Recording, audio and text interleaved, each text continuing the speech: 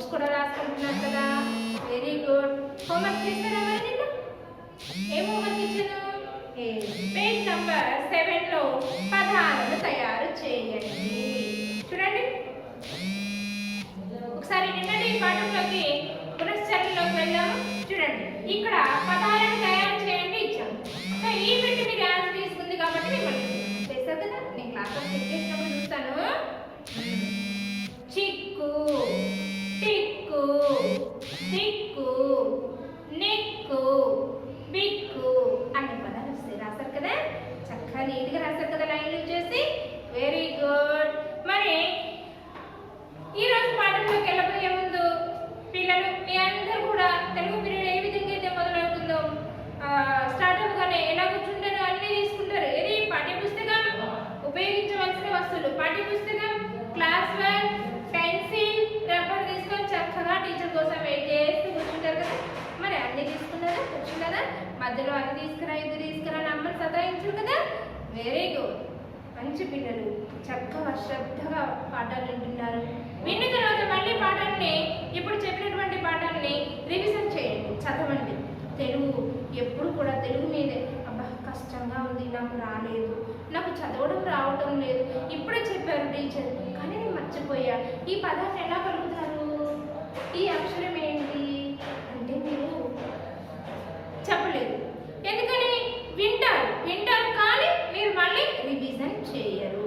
అంటే విన్న పాఠాన్ని మళ్ళీ మళ్ళీ చదువుతూ ఉంటే తెలుగు చాలా ఈజీగా వస్తుంది. పిల్లలు మీరు తెలుగు ఎప్పుడు కూడా కష్టం అనుకోవద్దు, ఇష్టంగా భావించండి, తేలికగా వచ్చేస్తుంది. కష్టమైన పని ఇష్టంగా భావించండి. అబ్బా ఇది కష్టమా అని భావించకుండా ఇష్టంగా చేయండి, ఇష్టంగా చదవండి. నీకు ఏదైనా అమ్మ గులాబ్ జామ్ చేసి పెట్టింది అనుకో, అబ్బా స్వీట్ బాగుంది, అబ్బా నోరు బాగా తీయగా అనిపిస్తుంది, అంత తీపి నేను తినలేనమ్మా, గులాబ్ జామ్ అనగానే పిల్లలందరూ ఇష్టపడతారు. ఒక్కసారి నుంచి ఒకటి తింటావు, మళ్ళీ ఇంకొకటి తింటావు, మళ్ళీ ఇంకొకటి, అలా వెళ్ళిపోతూనే ఉంటాయి కదా. అట్లానే చదువుతున్నా కొద్ది చదవాలి అనిపించేది మన తెలుగు భాష, మన తెలుగు. అర్థమైందా పిల్లలు? తెలుగు అంటే అందరికి ఇష్టమేనా? Very good. మరి అందరు ధారణంగా చదవడం మాట్లాడడం నేర్చుకుంటారు కదా. Very good. చూడండి అందులో భాగంగానే ఈరోజు అదే పేజ్ నెంబర్ 7. పేజ్ నెంబర్ 7లో వచ్చేసి తర్వాత బిట్ చూడండి, సెకండ్ బిట్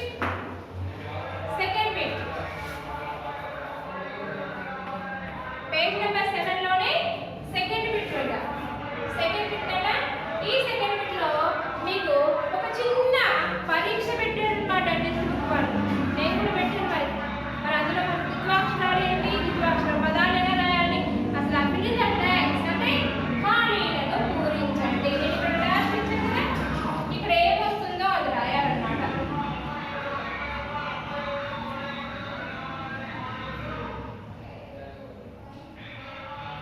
అర్థమైందా? అక్కడ ఏమొస్తుందో అది మీరు రాయాలని అర్థం. మరి ఖాళీలను ఏ విధంగా పూరించాలి? ఒక్క ఖాళీ చేస్తామంటే మీరు అన్నీ పూరిస్తారు, చేస్తారు.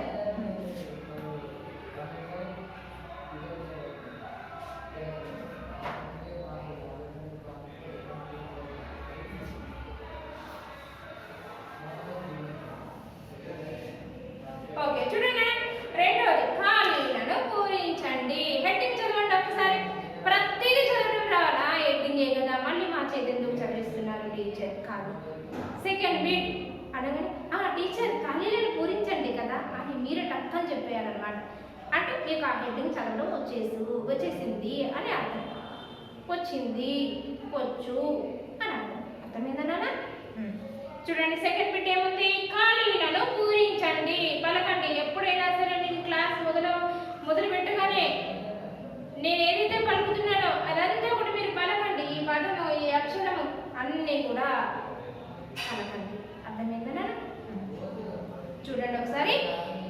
ఖాళీలను పూరించండి అంటే మీకు ఇంగ్లీష్లో ఫిల్ ఇన్ ద బ్లాంక్స్. ఖాళీలని పూరించండి. ఇక్కడ మనం ద్విత్వాక్షరం అంటే ఏంటో చెప్పుకున్నాం. ద్విత్వాక్షరం అంటే ఒక హల్లుకి అదే హల్లు ఒత్తు చేరితే ద్విత్వాక్షరం. అదే అక్షరము అదే ఒత్తు ఉంది కాబట్టి ద్విత్వాక్షరం.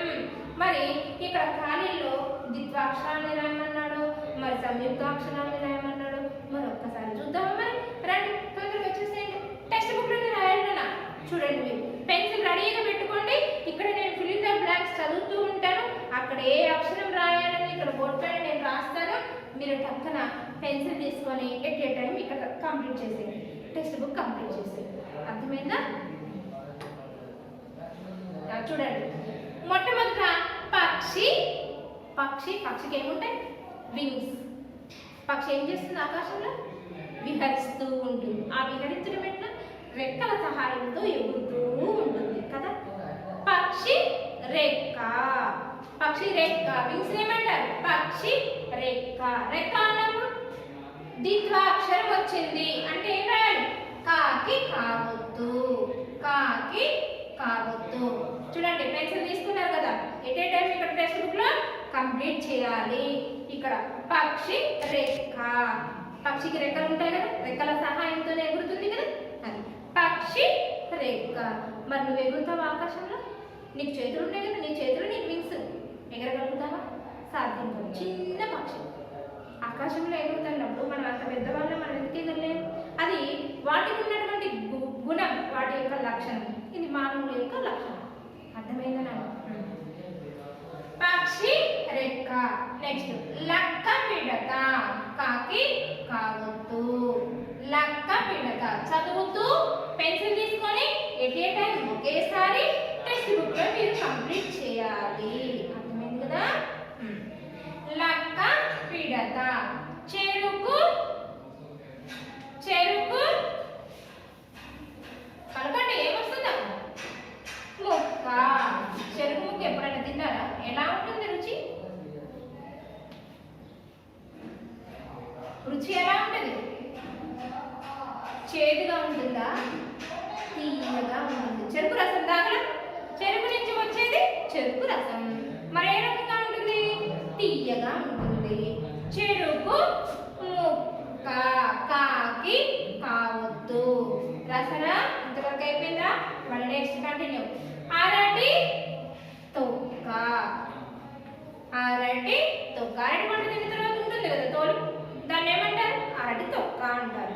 ఆ తొక్క అక్కడ వేస్తే తొక్క రాదు. అరటి తొక్క తొక్క రాదు. ఎందుకు? జర్రం జారిపడతాం, అందుకని అరటి తొక్క తొక్క రాదు. అరటి తొక్క. నెక్స్ట్ భాస్కరుడు. మనం నేర్చుకున్నాం కదా, భాస్కరుడు అంటే సన్, సూర్యుడు. ఇక్కడే సాకి కావద్దు. చూడండి, మొట్టమొదటి లైన్ అన్నీ కూడా ద్విత్వాక్షరాలే వచ్చాయి. కావద్దు పెట్టేసి. రెండవ లైన్లో చూడండి, ఇది సంయుక్తాక్షరం. ఇక్కడ నమస్కారము. పెద్దలందరూ నమస్తే అండి, నమస్తే నాన్నగారు, లేకపోతే నమస్తే పిన్ని గారు అని పెద్దవాళ్ళని సంబోధిస్తూ నమస్తే చేస్తారా? రెండు చేతులు జోడించి చేస్తారా? లేదా? అది వినయం. వినయంతో కూడిన విద్య ఎప్పుడు కూడా మీ వెంటే ఉంటుంది. నమస్కారము.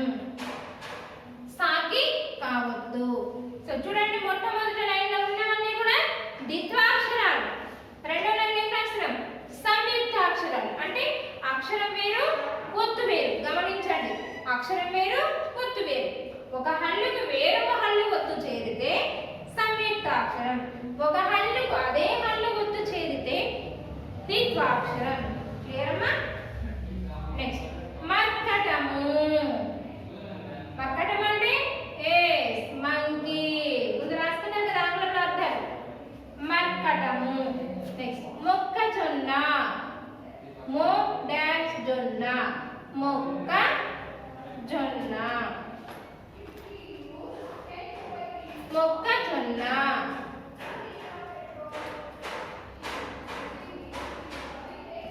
ఇక్కడ సంయుక్తాక్షరం వచ్చింది, సారీ ద్విత్వాక్షరం వచ్చింది.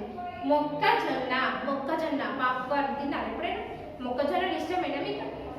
చలికాలం, ఇప్పుడు వింటర్ సీజన్ వస్తుంది, వర్షాలు పడుతున్నప్పుడు వేడివేడిగా కాల్చుకొని తినాలనిపిస్తుంది కదా. మీ అందరికి ఇష్టమేనా? మొక్కజొన్న. రాసారు ఇక్కడ 2 లైన్స్ వరకు. At a time text book లో కంప్లీట్ చేయమన్నారు. చేస్తున్నారా? Very good. టక్కరి నక్క. ఇదేం అక్షరం? ద్విత్వాక్షరం. చెప్పుకుంటూ రాయాలి. కాకి కావద్దు, ద్విత్వాక్షరం. టక్కరి టక్కరి నక్క అని చెప్పుకుంటూ రాయాలి. చిలుక ముక్కు, చిలుక ముక్కు ఏ కలర్లో ఉంటుంది? రెడ్ కలర్లో ఉంటుంది కదా చిలుక ముక్కు. కంచు ఢక్క, కంచు ఢక్క, కంచు ఢక్క అంటారు మోగించడం. కంచు ఢక్క. పెంపుడు, మీరు ఇంట్లో ఏం పెంచుకుంటారు? కుక్కర్ కదా, దాన్ని ఏమంటారు? పెంపుడు కుక్క. నీకు ఇష్టమేనా? నువ్వు బయట నుంచి రాకుండా నీ మీదకి వస్తుంది, నువ్వు దాన్ని ఎత్తుకొని ఒళ్ళో కూర్చోబెట్టుకొని దాంతో ఆడుకుంటావు కదా. ఇప్పుడు ఈ ఉన్నటువంటి పరిస్థితుల్లో దాంతో ఆడుకున్నా ఏం చేయాలి? సోప్ వాటర్ తోటి చక్కగా చేతులను శుభ్రం చేసుకొని ఏదైనా తినడం ప్రారంభించాలి. మీ ఇళ్లలో ఒకవేళ కుక్కలు ఉన్నట్లయితే, అర్థమైందా పిల్లలు? దానిని కూడా శుభ్రంగా ఉంచాలి. మీరు ఎప్పుడు దాన్ని ముట్టుకున్నా కానీ చేతులు శుభ్రంగా కడగాలి. అట్లానే పోయి ఏదో ఒక పని చేయడం, అలాగే దాంతో ఆడుకొని కళ్ళు నలుపుకోవడం, ముక్కు నలుపుకోవడం, ముఖమంతా తుడుచుకోవడం పనులు చేయొద్దు. ఫస్ట్ చేతులు అనేది శుభ్రంగా కడుక్కున్న తర్వాతనే ఏ పనైనా చేయండి. అర్థమైందా పిల్లలు? పెంపుడు కుక్క, పెంపుడు కుక్క. నెక్స్ట్ చూడండి, భౌ భౌ అంది, భౌ భౌ అంది కుక్క. ఏమంది? భౌ భౌ, కుక్క భౌ భౌ అని వచ్చింది. చక్కగా ఉంది అక్క. రాశారా? అందరు రాశారు? కంప్లీట్ చేశారా? చక్కగా ఉంది అక్క. చేయలేము చిక్కు, చేయలేము చిక్కు లెక్క. వెరీ గుడ్, చక్కగా చెప్పారు. రాసుకున్నారా? టెక్స్ట్ బుక్ లో కంప్లీట్ చేస్తారా? మరి నేను టెక్స్ట్ బుక్ చెకింగ్ చేస్తానా? చూడండి, మళ్ళీ ఒకసారి చదవండి. పక్షి రేఖ, లక్క పిడత, చెరుకు ముక్క, అరటి తొక్క, భాస్కరుడు, నమస్కారము, మర్కటము, మర్కటము, మొక్కజొన్న, టక్కరి నక్క, చిలుక ముక్కు, కంచు డక్క, పెంపుడు కుక్క, భౌ భౌ అంది కుక్క, చక్కగా ఉంది అక్క, చేయలేము చిక్కు లెక్క. టెక్స్ట్ బుక్ లో పేజ్ నెంబర్ 7 లో రెండో బిట్ పెన్సిల్ తో చక్కగా ఈ ఖాళీలో రాసేసారు కదా. మీకు టెక్స్ట్ బుక్ లోనే బిట్ కంప్లీట్ చేయాల్సి ఉంటుంది, మరి క్లాస్ బుక్ లో రాసేది ఏమి ఉండదు. అర్థమైందా? సో మరి తర్వాత బిట్కి వెళ్దామా? మూడో బిట్ చూద్దామా? అందరు రాసుకున్నారు కదా. మూడో బిట్ చూడండి. ఈ క్రింది పదాలలో ద్విత్వాక్షరాలను తెలుపును. ఇక్కడ కొన్ని పదాలు ఇచ్చారు. ఆ పదాలలో ద్విత్వాక్షరాలు ఏంటో గుర్తించి, ఇందాక మనం సర్కిల్ చేసాం కదా, ఇక్కడ గేయంలో సర్కిల్ చేసామా, ఆ విధంగా ద్విత్వాక్షరాలని సర్కిల్ చేయాలి. చేసేస్తూనే ఉన్నారు. అర్థమైపోయింది మీకు? Very good, continue. ఈ క్రింది పదాలలోని ద్విత్వాక్షరాలను తెలుపును అంటే ఇక్కడ పదాలు ఇచ్చారు చూడండి. మూడో బిట్ వచ్చేసి చెక్క, లెక్క, మొక్క,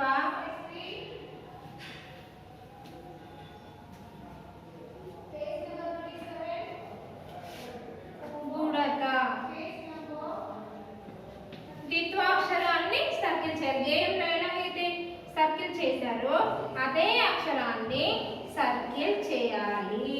మీరు ఆల్రెడీ చేస్తూనే ఉన్నారు. కొక్కెరా నేను చెప్పాక మళ్ళీ ఒకసారి మీరు చెక్ చేసుకోండి. చక్కెర, మూడుత. వీటిలో ద్విత్వాక్షర పదాలని గుర్తించండి అన్నాడు. గుర్తించండి అంటే మనం సర్కిల్ చేసేద్దాం. పెన్సిల్ తీసుకున్నారు చక్కగా మీ చేతిలో ఉంది కదా. ఈ టెక్స్ట్ బుక్ లోనే మూడో బిట్ లో చూడండి చెక్క ఉంది. చెక్క అంటే ద్విత్వాక్షరం ఏముంది? కా, కాకి కా. సర్కిల్ చేసేయండి. లెక్క, లెక్క, కాకి కావద్దు ద్విత్వాక్షరం. మొక్క, కాకి కావద్దు ద్విత్వాక్షరం కదా. నెక్స్ట్ బుడత, ఏమన్నా ఉన్నదా? ఒక్క అక్షరానికి కూడా ఏ ఒత్తు లేదు కాబట్టి దాన్ని వదిలేయండి. నెక్స్ట్ టక్కరి, టక్కరి నక్క అనుకున్నాం కదా. ఇక్కడ టక్కరి నక్క కదా. ద్విత్వాక్షరం అనేది కాకి కావద్దు. ఈ విధంగా అక్షరాన్ని సర్కిల్ చేయండి. కొక్కెర. తర్వాత చూడండి, కొక్కెర, చక్కెర. మీకు చక్కెర అంటే బాగా ఇష్టం కదా. తర్వాత ముడత. ఈ అక్షరంలో ఏదైనా ఉందా ఒత్తు? ఏ అక్షరానికి కూడా ఎలాంటి ఒత్తు లేదు కాబట్టి దీన్ని సర్కిల్ చేయడం అవసరం లేదు, అలా వదిలిపెట్టండి. అర్థమైందా? ద్విత్వాక్షరాలు అంటే ఇవి ద్విత్వాక్షర పదాలు. 4వ దానిలోకి రండి. 4వ బిట్ చూడండి ఒకసారి. 4వ బిట్లో ఏకవచనం బహువచనం ఉంటుంది. చదవండి ఒకసారి. చదవడం రావాలి అన్నారు కదా, చదవండి. చుక్క చుక్కలు, ముక్కు ముక్కులు, లెక్క లెక్కలు, ఎక్కము ఎక్కములు. చూడండి, ఈ పదాలను చదవండి అని ఎందుకంటే మన 4వ బిట్టు అంటే ఇక్కడ చుక్క. ఆకాశంలో ఎన్ని చుక్కలు ఉంటాయి? నువ్వు లెక్క పెట్టగలుగుతావా? చాలా చుక్కలు ఉంటాయి కాబట్టి చుక్కలు అంటాం. ఆకాశంలో ఒకటే చుక్క ఉంటుందా? నీకు కనిపించడం పొరపాటున ఒక చుక్క కనపడింది కదా, చుక్క అంట. కానీ నంబర్ ఆఫ్ ఉంటాయి, నువ్వు లెక్కించలేవు చుక్కలని. చుక్కల్ని లెక్కిస్తావా? కౌంట్ చేయగలుగుతావా? కౌంట్ చేయలేవుగా. అందుకనే ఇక్కడ చుక్క అంటే ఏకవచనం. ఇక్కడ రాసుకోండి, ఏకవచనం, సింగులర్ అని అన్నాడు. ఇక్కడ బహువచనం. టెక్స్ట్ బుక్ లోనే పైన రాసుకోండి. మీకు రాయడం రాలేదా? మీ పేరెంట్స్ ని అక్కడ పక్కన ఎడ్ చేయమని అడగండి. ఇక్కడ పైన ఖాళీ ఉంది కదా, ఇక్కడ ఏకవచనం బహువచనం అని హెడ్డింగ్ రాసుకోండి. అంటే ఏకవచనం అంటే ఏదైనా ఒకటే చెప్తుంది, అన్ని ఒకటి ఒకటి ఒకటే చెప్తుంది. బహువచనం అంటే వాటిని ఎక్కువ చేసి చెప్తుంది. చూడండి, ఇక్కడ ఎగ్జాంపుల్ చుక్క అని మనం చుక్కలు అన్నాం. ముక్కు, నీకు ఎన్ని ముక్కులు ఉన్నాయి? ఒకటే ముక్కులు అని ఇక్కడ బహువచన రూపంలో చెప్పారు. లెక్క, నువ్వు ఒక లెక్క చేస్తే లెక్క. చాలా సంస్థలు చేస్తే 2-3 లెక్కలు చేస్తే లెక్కలు చేసావా అంటాం. ఎక్కము, టేబుల్స్. టేబుల్ బుక్ లో ఒకటే ఒక టేబుల్ ఉంటుందా? 1 to 100 టేబుల్స్ ఉంటాయి కదా. ఎక్కము ఎక్కాలు, కానీ మీరు 20 వరకు చదువుకుంటారు కదా. ఎక్కము ఎక్కములు. ఇవి ఏకవచనం బహువచనం. చుక్క చుక్కలు. అర్థమైనా? ఇదేమో ఒకటే చూపిస్తుంది, ఇదేమో ఎక్కువ చేసి చెప్తుంది. అంటే ఇది ఒకటే ఉంటుంది, ఇక్కడ ఒకటి కంటే ఎక్కువ చేసి చూపించేదే ఏకవచనం బహువచనం. వీటిని చదవండి, దానిలో తేడాను మీరు గమనించండి. అలాగే 5వ బిట్ చూడండి, చక్కగా చూచి రాయండి. ఎగ్జామినేషన్ లో అలాగే సేమ్ ఇస్తాడు, మీరు రాయాలి. అంటే మీ హ్యాండ్ రైటింగ్ టెస్ట్, దానికి 5 మార్క్స్ ఉంటాయి నాన్న. చూడండి, చూచి రాయండి. 5th బిట్ చూచి వ్రాయము. చూచి వ్రాయము, పైన ఉన్నదే కింద రాయాలి. మీకు తెలుగు కాపీరైట్ బుక్ ఉంటుంది కదా, మరి పైన ఉన్న పదాన్ని సెంటెన్స్ చూసి కింద మొత్తం ఇలా రాస్తాం. అలా హ్యాండ్ రైటింగ్ టెస్ట్. చుక్కలు లెక్కించలేము, అదే ఇంతకుముందు చెప్పుకున్నాం కదా. చుక్కలను లెక్కించలేము రాసేయండి కింద లైన్లో.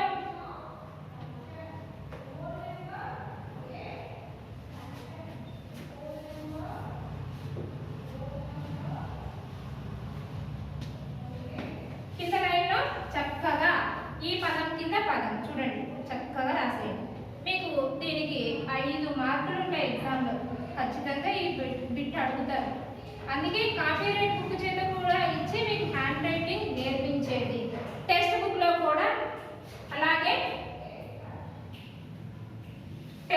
కూడా అలాగే మీకు హ్యాండ్ రైటింగ్ టెస్ట్ ఇచ్చేది అనమాట. లెక్కించలేము.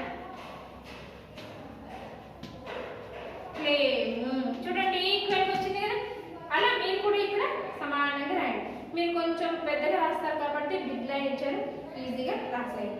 అలాగే చకిలాలు బాగుంటాయి. చకిలాలు బాగుంటాయి కదా, తింటారు కదా, మీకు ఇష్టమే కదా. సో ఈ 2 5th బిట్ కూడా మీరు కంప్లీట్ చేయండి. ఇది మీకు అర్థమైందా? ఈరోజు కావద్దు సంయుక్త అక్షరాలు, ద్విత్వాక్షరాలు చక్కగా టెక్స్ట్ బుక్ కూడా రాసేస్తారు కదా. అర్థమైందా? సో